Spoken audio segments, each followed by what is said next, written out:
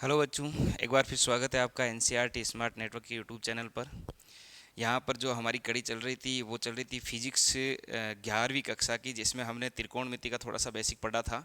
साथ ही हम सदिश शुरू कर दिया था। तो सदिश का पहला वीडियो हमने देख लिया था, जिसमें हमने सदिश के बारे में ये जाना था कि सदिश राशियाँ कैसी होती है, सदिश राशियाँ होने के लिए उनमें कौन सी महत्वपूर्ण बातें होनी चाहिए, साथ ही अदिश राशियाँ कौन सी होती है और परदिश राशियाँ कौन सी होती है। इसी कड़ी में बच्चों आज हम समझने वाले हैं सदिशों के प्रकार। जैसा कि आप हेडिंग देख रहे होंगे, सदिशों का प्रकार पढ़ना है। और सदिश राशियाँ जो सदिश की प्रॉब्लम्स होगी जिन्हें हम सॉल्व करेंगे, तो ये जो सदिशों के प्रकार हम पढ़ेंगे ये बहुत ही ज़्यादा महत्वपूर्ण वहाँ पर अपना योगदान रखेंगे। और हम अगर कोई क्वेश्चन जो है वो टुकड़ों में दिया हुआ है ऊपर नीचे, उसकी लैंग्वेज कुछ हमें समझ में नहीं आ रही है, तो जो सदिशों के प्रकार हम समझ लेंगे उसकी सहायता से आसानी से हम उसको कनेक्ट करेंगे, जोड़ पाएंगे, और क्वेश्चन की अप्रोच जो होगी वो हमारे लिए बहुत इजी हो जाएगी। तो सदिशों के प्रकार हमें आने चाहिए, बहुत बेसिक सी चीज़ें हैं, ज़्यादा कोई हार्ड नहीं है, लेकिन ये हमें पता होना चाहिए कि इस तरीके से हम सदिश को मैनेज कर सकते हैं। अगर वो कहीं भी किसी भी अक्ष पर या किसी समतल में कहीं दे रखा है तो उसे हम कैसे मैनेज कर सकते हैं। उसके जो गुणधर्म एक तरीके से जिसको हम कह सकते हैं वो ये होते हैं कि आप सदिश को इस तरीके से मैनेज कर सकते हैं, या इसके जो ईजी अप्रोच है, ईजी रिजल्ट है, हम कैसे प्राप्त कर सकते हैं। तो बिना वक्त खराब किए हम चलते हैं सदिशों के प्रकार की ओर। इनमें है बच्चों, हमने पहले ये जान लिया था कि भाई किस तरीके से जो सदिश हैं और अदिश राशियां हैं वो कैसी होती है, उनके बारे में हमने पहले ही पढ़ लिया था। तो आज हम पढ़ने वाले हैं सदिशों के प्रकार। हमारा जो टॉपिक है वो रहेगा टाइप ऑफ वेक्टर्स। देखिए, सदिशों के प्रकार हम पढ़ें उससे पहले कुछ एक महत्वपूर्ण बातें जो सदिश के बारे में होती है, सदिश को मैनेज करने की होती है, वो भी हम देख लेते हैं। तो इसी कड़ी में जो मेरी पहली बात है वो ये है बच्चों कि जो भी हमारा सदिश होता है, क्या होता है सदिश, तो सदिश को 360 डिग्री या हम इसको कह सकते हैं 2 पाई रेडियन पर घुमाने पर सदिश अपरिवर्तित होता है। कैसा होता है? अपरिवर्तित होता है। यानी कि अगर हम किसी सदिश को, परिवर्तित रहता है, इसको ऐसे लिख देता हूं, यानी कि अगर हम किसी सदिश को 360 डिग्री पे घुमा देते हैं, या हम उसको कहें कि रेडियन में अगर उसका मापन करते हैं, तो अगर 2 पाई रेडियन पर उसको घुमा देते हैं तो वो जो सदिश है उसके मान में, उसके परिमाण में कोई भी परिवर्तन नहीं आता है, वो अपरिवर्तित रहता है। जैसे हमने ये देखा था कि भाई जो त्रिकोणमिति की हमने बेसिक क्लास दी थी, उसमें हमने देखा था कि जो पाई रेडियन है, क्या है, पाई रेडियन है, ये कोण जो है वो होता है 180 डिग्री कोण के माप के बराबर। कितने के बराबर? 180 डिग्री कोण के माप के बराबर। तो अगर मैं यहाँ पर ये कहूँ कि 360 डिग्री का कोण है या फिर 2 पाई रेडियन का, इसका मतलब इनमें कोई भी अंतर नहीं है, एक ही माप का कोण है। और इसमें हम ऐसे कह सकते हैं कि अगर ये हमारा ए वेक्टर है, सदिश ए है, सदिश को लिखते कैसे हैं ये हमने पिछले वीडियो में देख लिया था। सदिश को जो भी परिमाण है उसके साथ हम वेक्टर लगा देते हैं, तो ये हमारा सदिश हो जाता है। अब ये कहें कि इस सदिश को अगर मैं एक 360 डिग्री के कोण पर, कितने कोण पर? 360 डिग्री, या फिर इसे कहूँगी 2 पाई रेडियन पर, किस पर? 2 पाई रेडियन पर अगर मैं इसे घुमाता हूँ तो इस सदिश में कोई भी परिवर्तन नहीं रहेगा। ये जो परिमाण इसका ए है वो ए ही रहना है, ए सदिश ही रहना है। तो पहली ये महत्वपूर्ण बात जो हमें ध्यान रखनी है, ये विशेष तौर पर काम आने वाली चीज़ है। इसके साथ में दूसरी बात सदिशों की ये है कि कोई भी अगर आपके पास सदिश है तो सदिश को उसके समांतर, स्वयं के ही समांतर, सदिश को उसके समांतर कहीं भी विस्थापित किया जा सकता है, कहीं भी विस्थापित किया जा सकता है, किया जा सकता है। ये बहुत महत्वपूर्ण बात हो जाती है। न्यूमेरिकल क्वेश्चंस हम करेंगे तो उसमें हमारे लिए ये बहुत ज़्यादा अच्छी बात है और बहुत ज़्यादा काम आने वाली बात है। देखिए, अगर हम ये बात करते हैं कि कोई भी सदिश है, क्या है, कोई भी सदिश है, तो वो जो सदिश होगा, इसमें नाम ये नहीं आ रहा, चल नहीं रहा है, क्या दिक्कत है?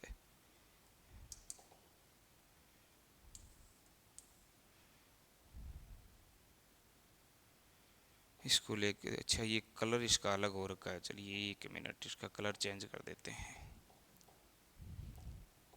अब देखिए, ये अगर इसकी बात करें तो ये एक सदिश है, हमने ये क्या खींच लिया, एक सदिश खींच लिया। तो अब इस सदिश को अगर हम यहाँ से, इस सदिश को अगर हम यहाँ से कहीं भी विस्थापित करना चाहते हैं तो इसके पैरेलल इसको कहीं भी विस्थापित किया जा सकता है। तो मेरे कहने का मतलब ये है कि अगर हम किसी सदिश की बात करते हैं, किसकी बात करते हैं, किसी सदिश की बात करते हैं, तो उस सदिश को उसके पैरेलल कहीं भी विस्थापित किया जा सकता है। जैसे मैं यहाँ पर बना के बता देता हूँ आपको कि ये मेरे पास एक सदिश है और ये सदिश जो है ये मैंने अक्ष ले लिए, दो क्या ले लिए हैं, अक्ष। तो इसको मैं मान लेता हूँ कि ये मेरा एक्स अक्ष है और ये वाई अक्ष है, एक्स अक्ष और वाई अक्ष है। इन एक्स अक्ष और वाई अक्ष के बीच में मैंने यहाँ पर कोई एक सदिश रख लिया है, क्या रख दिया, कोई एक सदिश रख दिया है और इसका नाम मेरा ए सदिश है। क्या नाम है, ए सदिश। अब देखिए ये जो ए सदिश है मेरा, इस ए सदिश को अगर मैं इसके पैरेलल कहीं भी शिफ्ट करता हूँ, इस ए सदिश को इसके पैरेलल में कहीं भी शिफ्ट करता हूँ तो इसमें कोई भी परिवर्तन नहीं होगा। मान लो मैंने यहाँ कर लिया, फिर मान लो इसका मैं और क्लोन बना लेता हूँ और इसको और आगे शिफ्ट कर देता हूँ यहाँ पर, तो ये जो सदिश का मान है, सदिश का जो परिमाण है, उसमें कोई भी परिवर्तन नहीं आने वाला है। वो जो ए सदिश है तो वो क्या रहेगा, ए सदिश ही रहेगा। अगर हम उस सदिश को सदिश के समांतर कहीं भी शिफ्ट करते हैं तो उसमें कोई भी परिवर्तन नहीं आने वाला। दूसरी बात ये है, तीसरी बात जो इम्पोर्टेंट है, काफ़ी ज़्यादा इम्पोर्टेंट हो जाती है सदिश के रूप में, वो ये है, क्योंकि इसके आधार पर ही हम एंगल वगैरह निकालेंगे, वो ये होती है कि अगर हम किन्हीं दो सदिशों के मध्य का एंगल देख रहे हैं, कोण देख रहे हैं, तो दो सदिशों के मध्य का जो कोण है वो हमेशा छोटा वाला कोण लिया जाता है। कौन सा कोण लिया जाता है, छोटा वाला। तो तीसरी बात ये है कि दो सदिशों के मध्य का कोण, दो सदिशों के मध्य का कोण हमेशा छोटा वाला लिया जाता है। देखिए कैसे लिया जाता है। अच्छा, इसके साथ एक बात और भी आपको जो ख्याल रखनी है वो ये है कि दो सदिशों के मध्य छोटा वाला कोण तो लेते ही लेते हैं, साथ का साथ ये भी ध्यान रखना है कि ये कोण हम तभी लेंगे जब सदिशों की पूंछ से पूंछ मिली हुई हो। जब सदिशों की क्या मिली होनी चाहिए, पूंछ से पूंछ मिली हुई हो। अब देखिए ये पूंछ से पूंछ वाला क्या लॉजिक है, पूंछ से पूंछ मिली हुई हो, तभी हम क्या करते हैं, सदिशों के मध्य का कोण ज्ञात करते हैं और सबसे छोटा बड़ा कोण ज्ञात करते हैं। अब देखो इसका थोड़ा सा हम समझते हैं कि ये पूंछ से पूंछ का क्या लॉजिक है। पहले तो ये कि मान लो मेरे पास कोई दो सदिश हैं, क्या है, ये क्या चल जाता है, मान लो मेरे पास कोई दो सदिश हैं, जैसे मैंने ये ले लिया कि भाई हमारे पास एक तो ये सदिश है, ठीक है, इसको इस कोण पे ले लेता हूँ, और दूसरा मैंने ये बना लिया जो आपको स्क्रीन पर दिख रहे होंगे, ये दो सदिश हैं। अब अगर आपसे ये कहा जाए कि भाई इन दोनों सदिशों के मध्य का कोण कितना है, इन दोनों सदिशों के मध्य का कोण कितना है, तो सिंपल सी बात है भाई, कोण होगा ये वाला और इस कोण को हम कहते हैं थीटा। क्या कहते हैं, थीटा।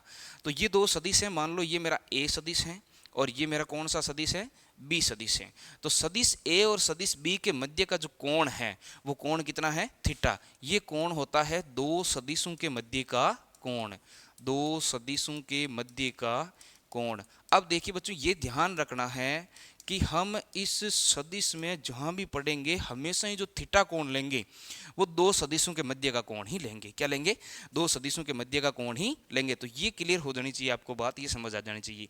अब देखिए ये जो बात लिखी हुई है कि पूंछ से पूंछ, तो सदिश का ये जो तीर वाला निशान होता है इसको कहा जाता है सदिश का मुंह है। ये सदिश का क्या कहा जाता है, मुंह, जो तीर वाला। और जो तीर वाला निशान नहीं है उसे कहा जाता है सदिश की पूंछ। तो अब देखिए यहां से सदिश की पूंछ मिली हुई है ए सदिश की, और इधर अगर मैं बी सदिश की बात करूं तो भी क्या मिली हुई है, पूंछ मिली हुई है। और जब सदिश की पूंछ से पूंछ मिली हुई होती है तब सदिश का जो छोटा बड़ा कोण होता है उसे हम लेते हैं सदिशों के मध्य का कोण। वहीं देखिए यहां दूसरा कोण ये भी बन रहा है, ये वाला कोण हो जाएगा टोटल 360 माइनस थीटा। तो ये कोण हो जाएगा 360 माइनस थीटा, लेकिन ये थीटा से बहुत ज़्यादा बड़ा होने के कारण इसे हम नहीं लेते हैं। हम सिर्फ क्या कौन सा कोण लेंगे, दो सदिशों के मध्य का कोण। अब देखिए मैं एक क्वेश्चन देता हूँ आपको, आप उसे करने की कोशिश करना, देखें। जैसे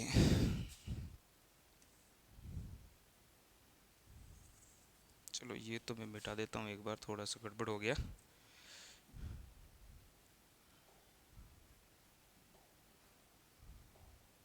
वापस कर देता हूँ। ये एक सदिश है, ठीक है, और इसके साथ ही मैं यहाँ बना देता हूँ, ये वाला है आपका दूसरा सदिश। अब तुम्हें यहाँ पर क्वेश्चन बताना है कि भाई ये जो सदिश है दोनों, इन सदिशों के मध्य का कोण कितना होगा। क्वेश्चन है आपका, ये सदिश एक तो है आपका ए सदिश और दूसरा है आपका बी सदिश। ये बताओ सदिश ए और सदिश बी के मध्य का कोण कौन सा होगा। जबकि मैं आपको ये लिख के दे देता हूँ कि ये यहाँ पर जो कोण है, ये वाला कोण है मान लो 60 डिग्री का। कितने डिग्री का है? 60 डिग्री का। अब बताइए सदिश ए और सदिश बी के मध्य का कोण कौन सा होगा। आपका फटाक से जवाब होगा कि सर सदिश ए और सदिश बी के मध्य का जो कोण है वो कितना हो जाएगा? 60 डिग्री हो जाएगा। लेकिन आपको ये नहीं पता है कि भाई 60 डिग्री तो तब होगा जब यहाँ से कौन सी चीज़ मिली हुई होनी चाहिए? पूंछ से पूंछ मिली हुई होनी चाहिए, लेकिन यहाँ तो मुख से मुख मिला हुआ है। दूसरी स्थिति आपको इस तरीके का क्वेश्चन दे दे, मान लो थोड़ा सा इसको और चेंज कर देते हैं। मान लो ये क्वेश्चन दे दिया यूं, ये एक सदिश है और दूसरा सदिश दे दिया मान लो इस तरीके का, ठीक है। अब आपसे इसमें पूछ लिया कि अगर ये कोण जो है वो 60 डिग्री का है, कितने डिग्री का है? 60 डिग्री का। फिर आपसे पूछ लिया कि बताइए अब ये जो सदिश हैं, इन सदिशों के मध्य का कोण कौन सा होगा। मान लो मैं ये दे देता हूँ कि ये आपका ए सदिश है और ये सदिश है बी। तो आप इस ए सदिश और बी सदिश के मध्य का कोण बताइए। क्या बता सकोगे इसको? इन दोनों के मध्य का कोण नहीं बता सकते। 60 डिग्री अगर आपने जवाब दिया तो बिल्कुल गलत जवाब है, क्योंकि जो सदिशों के मध्य का कोण होता है, क्या होता है? सदिशों के मध्य का जो कोण होता है वो कोण होता है उस वक्त जब हम उनकी बात किसकी करें? पूंछ से पूंछ की बात करें। किसकी बात कर ले? मैं पूंछ से पूंछ की बात। तो अब देखिए मैं इनको दोनों को ही सोल्व करके बताता हूँ आपको। मैं इधर वापस बना लेता हूँ क्वेश्चन। जैसे कि पहला जो आपका इस तरीके का क्वेश्चन हो, ये एक सदिश दे रखा है और एक सदिश दे रखा है आपको ये, और इन दोनों के मध्य का जो कोण है वो आपको दे रखा है 60 डिग्री। अब देखिए अगर आप इसको देखते हो तो यहाँ पर इस ए सदिश का तो यहाँ मुख मिला हुआ है, जबकि ये सदिश जो आपका बी है, इस बी सदिश की यहाँ पे मिली हुई है पूंछ। तो सदिश का मुख और पूंछ मिली हुई है, उस वक्त हम कोण नहीं देखेंगे। हमने दूसरे पॉइंट में एक चीज पढ़ी थी कि भाई जो सदिश होते हैं उन सदिशों को सदिशों के समांतर कहीं भी विस्थापित किया जा सकता है। सदिशों को सदिशों के समांतर कहीं भी विस्थापित किया जा सकता है। तो मैं एक काम कर लेता हूँ, ये जो मेरा सदिश है इस सदिश का क्लोन बना लेता हूँ और इसको मैं यहाँ विस्थापित कर देता हूँ इस सदिश के आगे ही यहाँ पर। ये देखिए मैंने अब इस सदिश को यहाँ पर क्या कर दिया? विस्थापित। और जैसे ही मैंने इस सदिश को यहाँ पर विस्थापित किया है तो ये देखिए अब इसका मुख यहाँ आ गया, ये तीर वाला निशान यहाँ आ गया, जबकि यहाँ इसकी पूंछ है और इधर भी इसकी क्या है? इस बी सदिश की क्या है? पूंछ। तो ये मैंने दूसरा सदिश जो ए सदिश है उसको यहाँ विस्थापित कर दिया। अब अगर आपसे कोण पूछा जाए कि इनके मध्य का कोण क्या होगा, तो आपको पता होना चाहिए कि ये जो पूरा कोण है वो होता है 180 डिग्री, और 180 डिग्री में ये जो कोण है वो कितना है? 60। तो ये जो इतना सा कोण हमारा बच जाएगा वो कोण हो जाएगा बच्चों कितना? 120 डिग्री, जिसको हम कहेंगे 180 माइनस 60। अब आप कह सकते हैं कि सदिश ए व सदिश बी के मध्य का कोण कितना हो जाएगा? सदिश ए व बी के मध्य का कोण हो जाएगा 120 डिग्री। अगर आपने जवाब दिया कि इन दोनों के मध्य का कोण 60 डिग्री है तो बिल्कुल गलत जवाब है। चलिए एक क्वेश्चन में और करवा देता हूं। जैसे मान लो मैं ये कहता हूं कि दो सदिश हैं, एक सदिश आपका कुछ इस तरीके से है और दूसरा सदिश जो है वो कुछ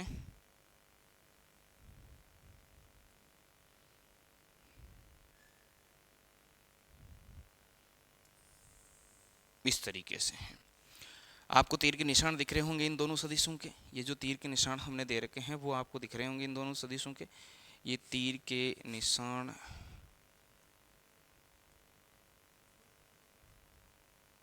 गड़बड़ हो गई थोड़ी सी, इसको सीधा कर लेते हैं यहाँ पर, ठीक है। ये तो घुमाने के लिए है।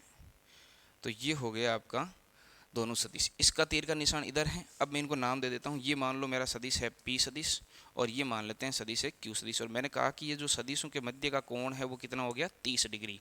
अब आप बताइए सदिश P और सदिश Q के बीच का कोण कितना होगा। तो आपका जवाब यही होना चाहिए कि सर सदिश P और सदिश Q के मध्य का जो कोण होगा वो कितना हो जाएगा 30 डिग्री हो जाएगा। लेकिन अगर ये जवाब आपने दिया है तो ये जवाब बिल्कुल गलत जवाब है, क्योंकि फिर वही बात देखना है कि सदिश का मुख यहाँ और इस Q सदिश की पूंछ यहाँ। हमें तो ये पढ़ाया गया है कि दोनों सदिशों की पूंछ एक जगह होनी चाहिए, तब हम कोण मापेंगे और कोण मापेंगे छोटा बड़ा। कौन कौन सा मापेंगे छोटा बड़ा। तो देखिए हम इसको थोड़ा सा चेंज कर देते हैं, फिर इसका क्लोन बना लेते हैं और इसको हम इसके आगे पैरेलल रूप से ही विस्थापित कर देते हैं। ये देखिए विस्थापित कर दिया। अब देखिए ये वाला जो कोण है वो कितना होगा। तो ये हमने पढ़ा है कि जो पूरा कोण है वो कोण हो गया 180 और 180 में से ये 30 है तो ये कोण कितना हो जाएगा 150 डिग्री हो जाएगा। देखिए इन बातों से हम एक निष्कर्ष पर पहुंचते हैं। कौन से निष्कर्ष पर पहुंचते हैं। निष्कर्ष हमारा ये है कि भाई जो सदिश हैं, दो सदिश क्या है दो सदिश, तो दो सदिशों के मध्य का कोण, दो सदिशों के मध्य का कोण, जो दो सदिशों के मध्य का कोण होगा वो हमेशा ही 0 डिग्री से लेकर 180 डिग्री तक होगा। इनमें 0 डिग्री भी इंक्लूड है, 180 डिग्री भी इंक्लूड है। 180 डिग्री भी हो सकता है, 0 भी हो सकता है और 0 से 180 डिग्री के बीच की कोई भी संख्या हो सकती है। 180 डिग्री से बड़ा कोई मान नहीं हो सकता। ये बात थी तीसरी। अब हम इसके प्रकारों के बारे में चलते हैं। तो पहला जो हमारा प्रकार है वो है, चौथा पॉइंट के रूप में डाल देता हूँ, हमने ये पढ़ा था समांतर सदिश। कौन सा सदिश है समांतर सदिश, पैरेलल वेक्टर। तो समांतर सदिश में सिर्फ हमें जो बात ध्यान रखने योग्य है वो ये है कि जो भी सदिश होंगे वो दोनों सदिश एक दूसरे के कैसे होंगे समांतर होंगे। नाम से ही पता चल रहा है कि एक दूसरे के कैसे होने चाहिए समांतर। जैसे यूं लिख दिया मैंने सदिश A और दूसरा लिख दिया मान लो सदिश B। तो इनमें ध्यान रखने वाली बात यह है कि दोनों एक दूसरे के कैसे होने चाहिए समांतर होने चाहिए। दूसरी बात, दूसरा बिंदु जो है वो ये है कि दोनों की दिशा समान होनी चाहिए। दिशा जो है वो कैसी होनी चाहिए समान होनी चाहिए, एक ही दिशा में दोनों सदिश जाने चाहिए। ऐसे सदिशों को हम क्या कहते हैं समांतर सदिश कहेंगे। तो फिर हम सदिश A और सदिश B को कह सकते हैं कि दोनों के दोनों ही सदिश कैसे हैं समांतर सदिश है। तो जो पहला हमारा टाइप है वो है समांतर सदिश। और समांतर सदिश कौन से होते हैं ऐसे सदिश जो एक दूसरे से समांतर हो, नाम से ही पता चल रहा है। साथ ही साथ दिशा दोनों की एक होनी चाहिए। दिशा कैसी होनी चाहिए एक। चलिए मैं अगले सदिश की बात करूं तो अगला सदिश हो गया आपका प्रति समांतर सदिश। इसका जस्ट विपरीत होता है प्रति समांतर। नाम से पता चल रहा होगा प्रति समांतर सदिश क्या होता है। प्रति समांतर होता है बच्चों इसका जस्ट विपरीत। जैसे कि हम बात करें कि अगर मान लो ये हमारा A सदिश है तो ये हो जाएगा हमारा B सदिश, यानी कि एक सदिश की जस्ट विपरीत दिशा में। तो हम ये कह सकते हैं कि प्रति समांतर कौन से होते हैं जिनकी दिशा कैसी होनी चाहिए विपरीत होनी चाहिए।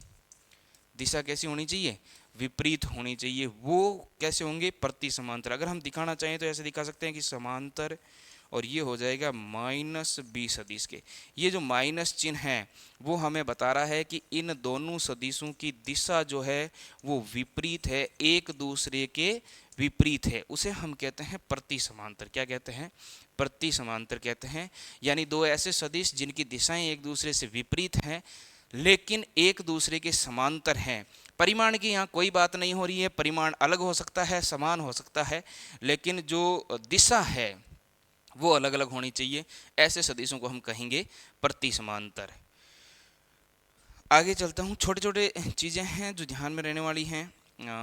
अगले टॉपिक पे चलते हैं अपन। अगला होता है समान सदिश, जो आपका 6 नंबर है मेरे ख्याल से।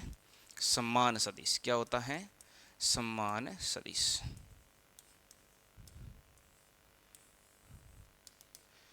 Equal vector. देखिए समान सदिश क्या होते हैं। समान सदिश वो सदिश होते हैं जिनका परिमाण बराबर हो तथा दिशा एक हो।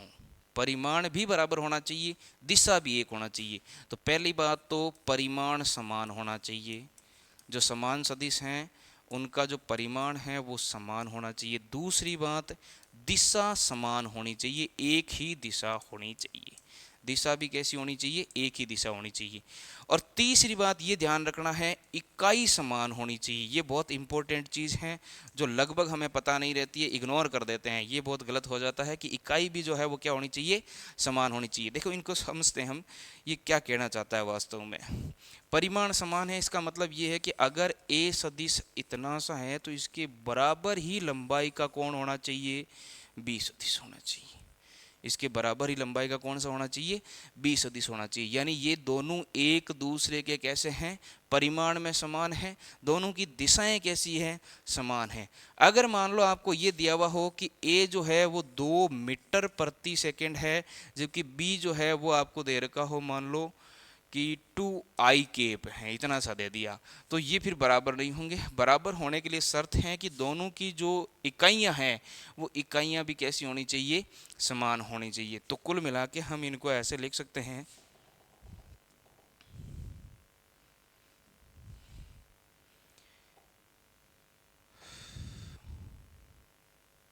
कि अगर आपका जो ए सदिश है वो ए सदिश आपका लिखा हुआ है कि 2 मीटर प्रति सेकंड स्क्वायर है, तो आपका बी सदिश है वो भी 2 मीटर प्रति सेकंड स्क्वायर होगा। परिमाण समान, दिशा समान और इकाई भी कैसी है? समान है। उन्हें हम क्या कहेंगे? उन्हें हम कहेंगे कि ये है हमारी समान सदिश। कैसे सदिश हैं? समान सदिश। अगर मान लो यहाँ पर हम ये कह दें कि भाई जो ये आपका ए सदिश है, इसमें मान लो क्वेश्चन ऐसा बन जाए, जैसे मैं नोट की तरह आप इसको लिख भी सकते हो अलग से, मैं अलग से ही बता देता हूँ। कुछ इंपॉर्टेंट बातें हैं जो बहुत काम की चीज़ें हैं। जैसे यूं कह दिया कि भाई कोई एक ए सदिश है। क्या है? ए सदिश। और इस ए सदिश को हमने 2 से गुणा कर दिया। क्या कर दिया? 2 से गुणा कर दिया। तो ये हो जाएगा आपका 2a सदिश। इसका मतलब ये है कि इसके केवल किस में परिवर्तन हुआ है? परिमाण में परिवर्तन हुआ है। क्या परिवर्तन हुआ है? परिमाण में परिवर्तन। जैसे मान लो ये हमारा क्या था? ए सदिश था। अब 2a कर दिया तो इसका जो परिमाण है वो बदल जाएगा, लेकिन दिशा नहीं बदलेगी। लेकिन दिशा नहीं बदलेगी। अगर ये कहा जाए कि भाई इस ए सदिश को आप -1 से गुणा कर दो, किससे गुणा कर दो? -1 से। इसका मतलब जो प्राप्त राशि है वो हो जाएगी -a। इसका मतलब ये हुआ कि इसका अब की बार परिमाण नहीं बदला है, इसकी दिशा बदली है। क्या बदली है?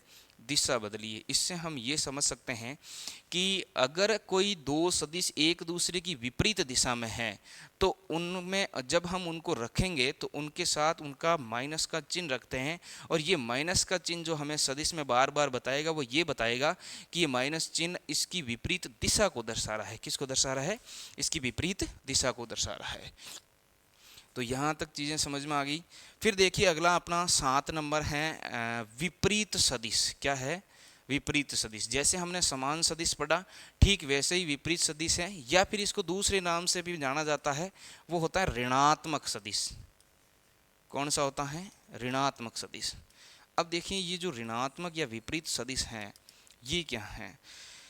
ये होता है बच्चों, इसमें परिमाण कैसा होना चाहिए? समान होना चाहिए। परिमाण क्या होना चाहिए? समान होना चाहिए। तो पहली बात तो आपको ध्यान रखने वाली वो है ये कि परिमाण समान होगा। दूसरी बात, इकाई समान होगी। समान सदिश वाली सारी बातें होती है, फर्क इतना ही है दिशा विपरीत होती है। दिशा कैसी होगी? विपरीत होती है। तो दिशा इसके अंदर विपरीत होती है, जबकि समान सदिश में जो दिशा है वो भी एक समान ही होती है। तो अगर हम समान सदिश को दर्शाना चाहते हैं, प्रदर्शित करना चाहते हैं, तो कुछ इस तरीके से कर सकते हैं, और हम ये कह सकते हैं कि ये ए सदिश है और ये बी सदिश है। तो ये दोनों एक दूसरे के परिमाण में बराबर हैं, इकाइयाँ इनकी बराबर हैं, लेकिन दिशाएं विपरीत हैं। तो दिशाएं जब इनकी विपरीत हैं तो इसका मतलब हम ये कह सकते हैं कि ए सदिश बराबर माइनस बी सदिश। ये बराबर हमें दिखा रहा है कि दोनों का परिमाण बराबर है, और ये माइनस हमें ये बता रहा है कि दोनों की जो दिशा है वो दिशा कैसी है? वो दिशा विपरीत है। दिशा कैसी है? विपरीत है। तो ये हमें विपरीत सदिश बताता है कि भाई जो दिशा है वो दिशा कैसी है? वो विपरीत है। यहाँ तक सदिश क्लियर समझ में आ गए होंगे। फिर अगले सदिश पर चलते हैं। देखिए अगला सदिश होता है संरेखीय सदिश। 8 नंबर आपका उसको कहते हैं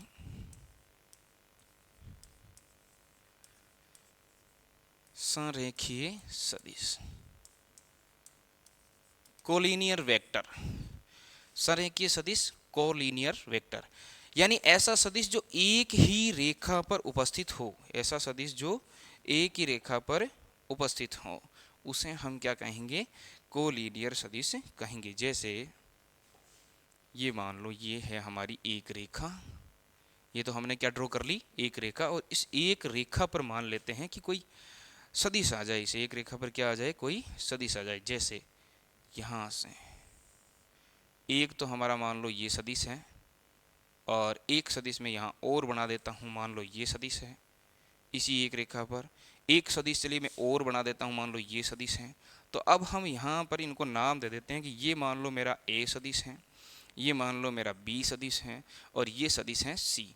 तो ये तीनों जो सदिश हैं वो एक ही रेखा पर उपस्थित है, इसलिए हम इन्हें कह सकते हैं कि सदिश ए, सदिश बी और सदिश सी, ये सारे के सारे जो सदिश है वो कैसे सदिश हैं? संरेखीय सदिश हैं। ये सभी सदिश कैसे सदिश हैं?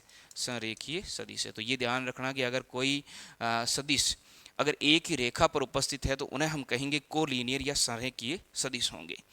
अगला सदिश सह प्रारंभिक सदिश। सह प्रारंभिक सदिश। देखिए से प्रारंभिक सदिश से आप क्या समझते हैं?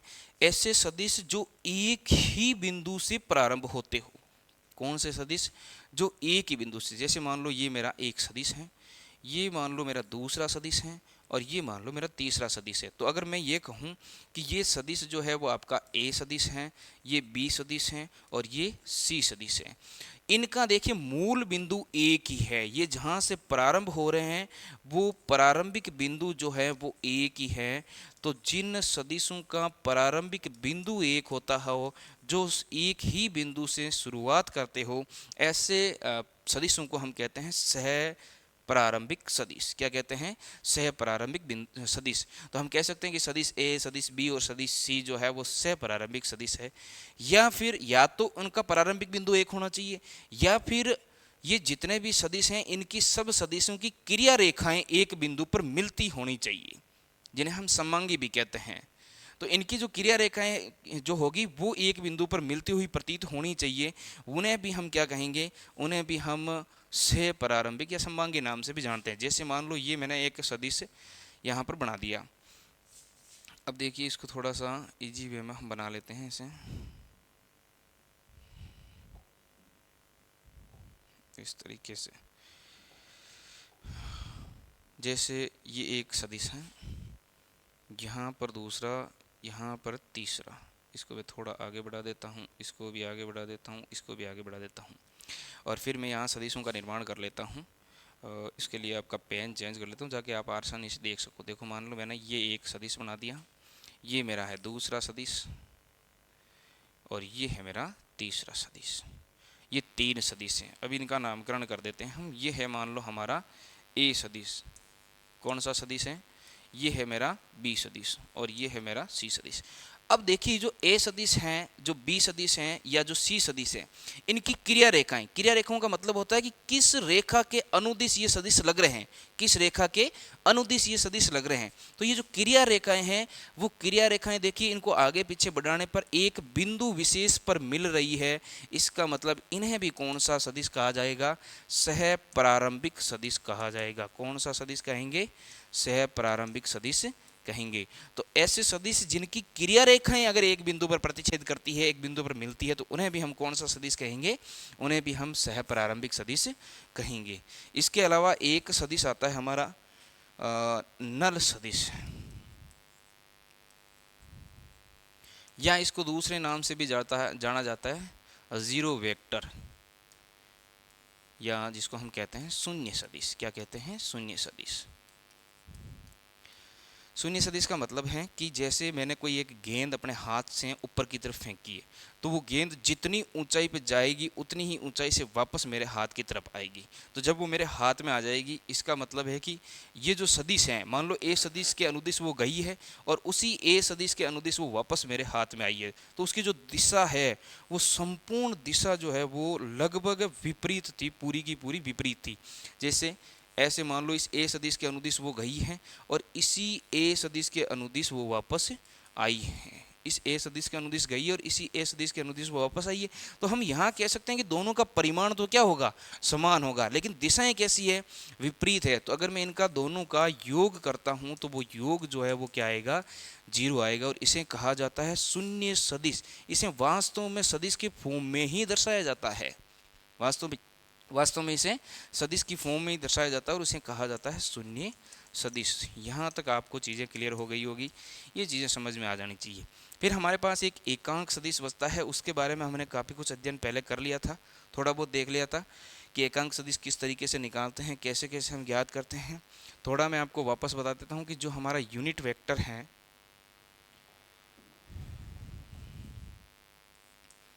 एकांक सदिश, ये काफ़ी इम्पोर्टेंट भी हैं।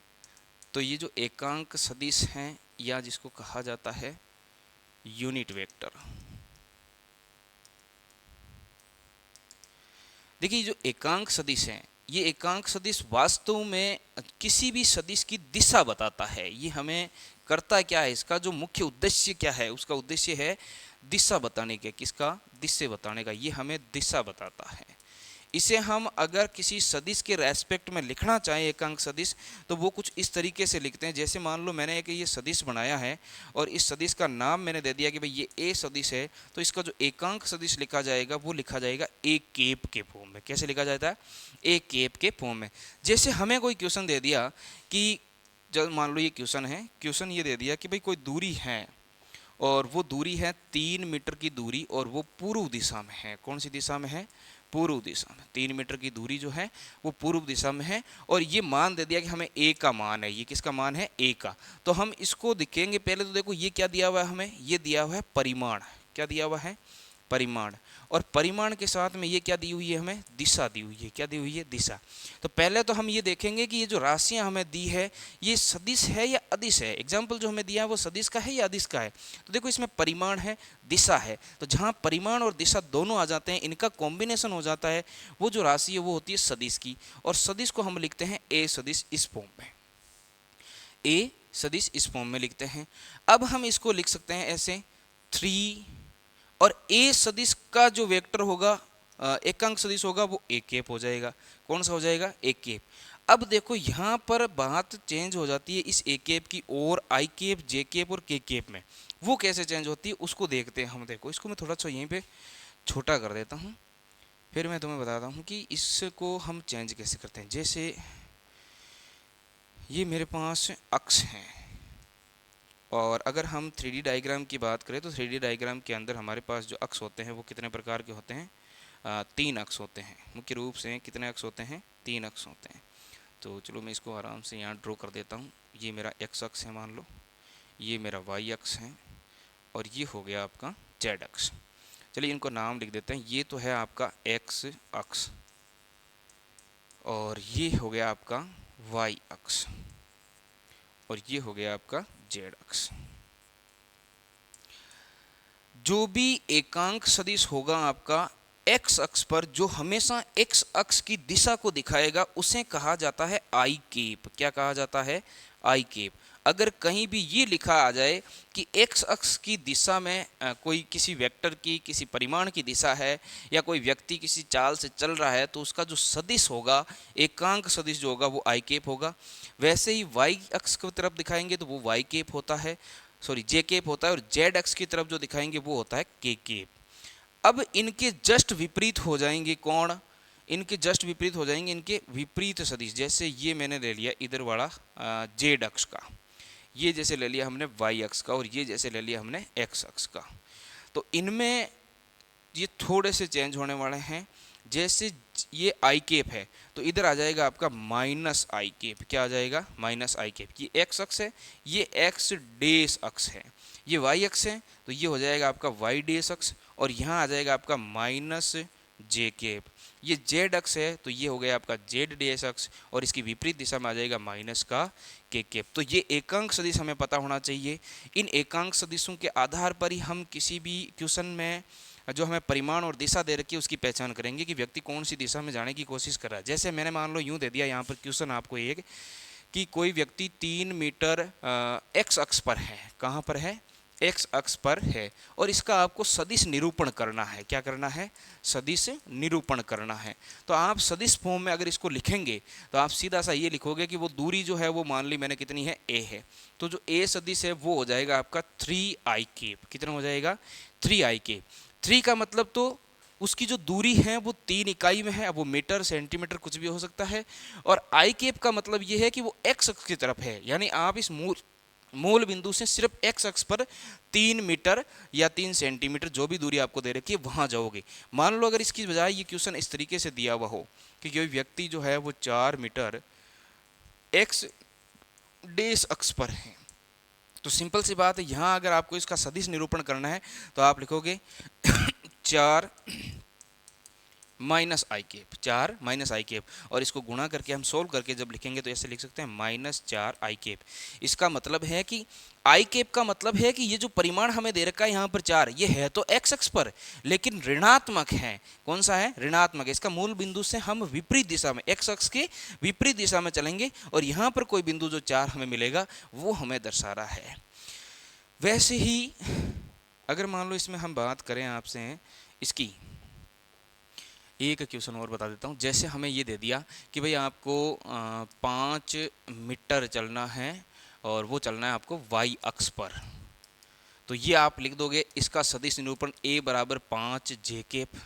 सिंपल सा। जे केप का मतलब ये आपको वाई अक्ष पर चलने के लिए कह रहा है। कितना परिमाण है? 5 मीटर परिमाण दे रखा है।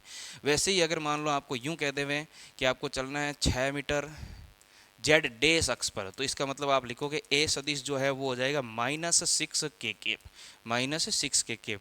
इसका मतलब जेड अक्ष की विपरीत दिशा में 6 मीटर चलने के लिए आपको ये बोल रहा है। तो ये था हमारा कुछ सदिश निरूपण वगैरह, और जिसमें हम एकांक सदिश को समझा और सदिशों के कुछ प्रकारों को समझा। अगली क्लास में हम सदिश योग के नियम पढ़ने वाले हैं, बहुत इंपॉर्टेंट हैं और बहुत ज़्यादा अपना महत्वपूर्ण रखते हैं सदिश के टॉपिक में। तो आज की क्लास के लिए धन्यवाद।